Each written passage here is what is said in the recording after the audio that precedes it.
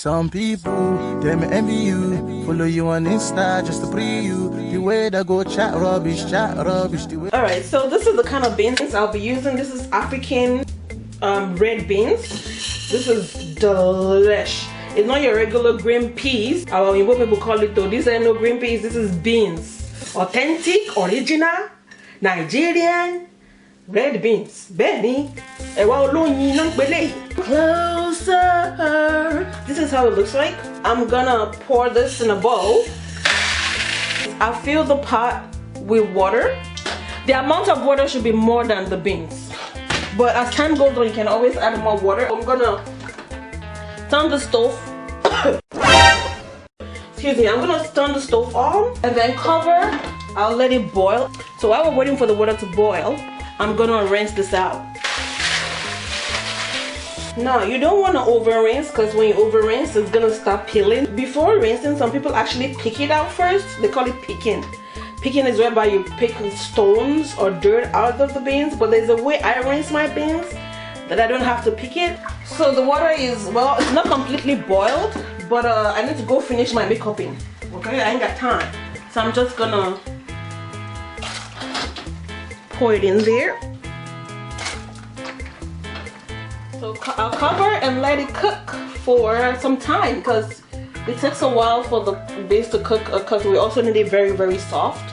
So next on the agenda, we're gonna be blending tomatoes, some fresh tomatoes, some bell pepper, onions. Oh my gosh, I'm supposed to turn off the TV, I'm sorry. Some garlic, some ginger, and some scotch bonnets. Please ignore it. I know it looks like it's spoiled, but I'm still gonna use it. You know how it is. Blend away, baby. Okay, we're gonna stop it right here because it's really, see how shafty it is? I need it to be really shafty. Alright, so Moagbe, I put a pot on fire. We're gonna pour your blended pepper in there for it to cook. Alright, why they cook? Now, the beans has been cooking for a while, so this is how it's looking. It's a little soft, but not that soft. So now it's time to now slice your onions in there. So I usually just like cut it like that. Cut it, scoop, cut it, back. Your price is way too high. You need to cut it. It turns into smaller pieces. Sorry, the pepper is making me cough.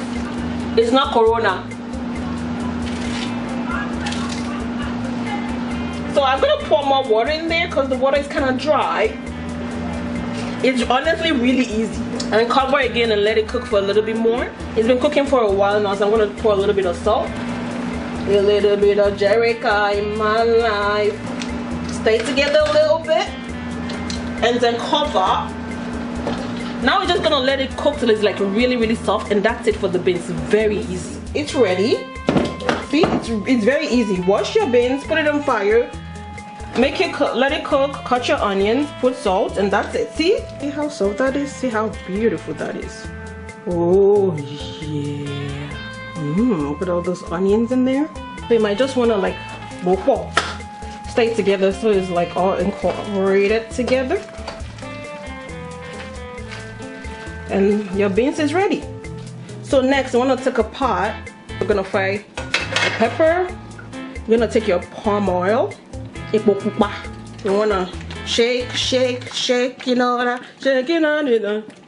Shake, you know that? Shaking on it. I pour some of the palm oil in the pot, and I actually put quite a lot because I need a lot of Igbo in there. So I'm gonna wait for it to be hot. I'm not bleaching it because we actually need the redness for the beans. So then after the oil is a little hot, pour some of your onions into there.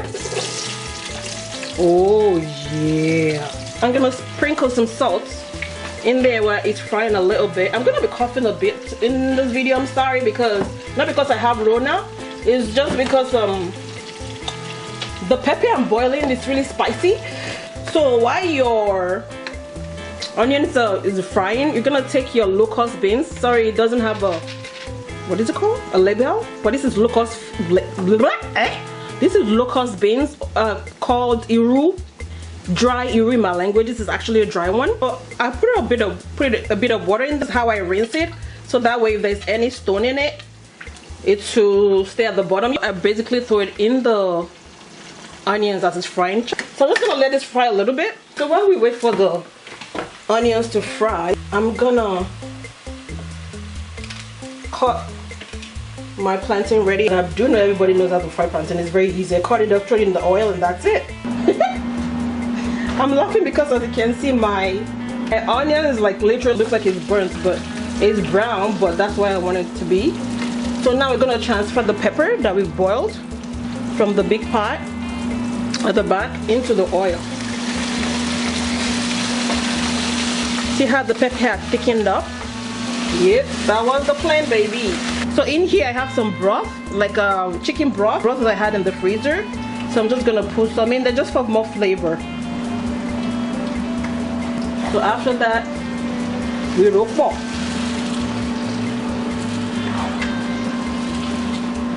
So we're gonna cover. Please ignore my stove. I know it's dirty. I'm in a rush, like I don't have the time to clean as I cook. So sorry, please excuse my background, okay? Because I know you're still gonna come for me anyway. But anyways, so we're gonna cover and let it cook. Like I actually want it to kind of fry. So I found some crayfish. Yes, yes. I thought I had none, but I can put that amount of crayfish in there. Maybe a little bit more. Oh yeah. We'll just stir together. And it shouldn't take too long because you basically have cooked this pepper in the large pot. And cover and let it continue to chetty. So I have the oil for plantain there. Ignore the pot. All I do with it is fry plantain in it. So and the oil lives in the hands while it's that back. Don't come for me because I know some people will come for me. I think the oil is ready. So basically just pour it in there and that's it. I usually don't like sprinkling salt on my plantain before I fry it. I sprinkle salt after. So just basically pour it in there and let it fry. Because I don't have fish to put in the pepper, I have some leftover chicken that I boiled yesterday. I'm going to be pouring it in my ata. Just a little bit more to go. I need it to fry to the extent that the oil is like floating on top of it. You know what I mean? And then this meal will be all set, baby. So once the plantain is done frying, I like to put it in paper towels so the oil can drain. And after I take my salt and then sprinkle salt on it. That's how I like to eat my plantain. Now, this is the magic trick, okay? With the beans, I'm gonna put some of it in, scoop some of them in a bowl. And as I'm scooping it, I'm gonna press it in there because I want it to form the shape of the bowl. Yes, yes, yes, okay. And your stew now is ready. Sheba. Look at this deliciousness. Woo! Let's see if our little trick worked. I'm pressing it down. Turn it upside down. Hey. Ooh! It sort of works. I'm gonna press it a little bit. The camera played me. I thought it was recording. All I did was I just arranged some plantain on top of it. Now I'm gonna take some of the sauce and put it on top like that. Oh, I'm saucing on you. Oh my lord. Ejo. Kilo shele gong. I think I'll just put the chicken on the side like that.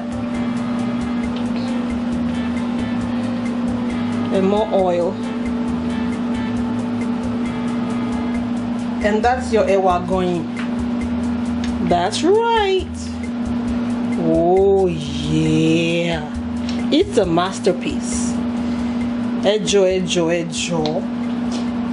Alright, I hope you enjoyed this video. See you guys at the mukbang table. I'm gonna be eating this with bready agege.